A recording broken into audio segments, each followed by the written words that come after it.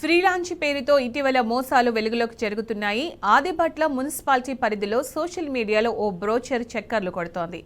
కొంగర్ Kalan collectorate సమీపంలో apartments ఉన్నాయని రీమాక్స్ company పేరుతో బ్రోచర్ విడుదల చేసింది.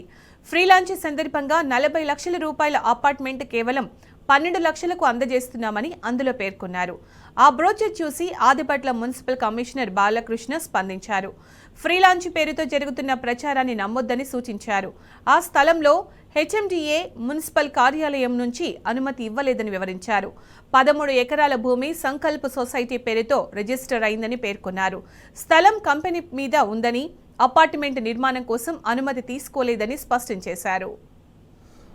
ఆదిబట్ల మున్సిపల్ పరిధిలోని కొంగర్ కలాన్ కలెక్టరేట్కు సమీపంలో 40 లక్షల విలువైన అపార్ట్మెంటు ప్లాట్స్ని కేవలం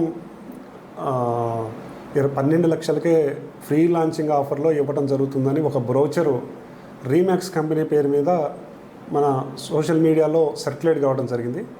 అది మా దృష్టికి రావడంతో ఈ ఫ్రీ లాంచింగ్ పేరుతోని ఈ మధ్య జరుగుతున్న ఏవైతే మోసాలు ఉన్నాయో వాటిని దృష్టిలో పెట్టుకొని ఇది ఎంతవరకు వాస్తవం, వాళ్ళకున్న పర్మిషన్స్ ఏంటి, ఇవన్నీ దర్యాప్తు చేసి అది అందులో ఏమన్నా మోసపూరిత విధానం ఉండుంటే తగు వ్యక్తుల మీద చర్య తీసుకోవాల్సిందిగా ఆదిబట్ల పోలీస్ స్టేషన్లో ఫిర్యాదు చేయడం జరిగింది.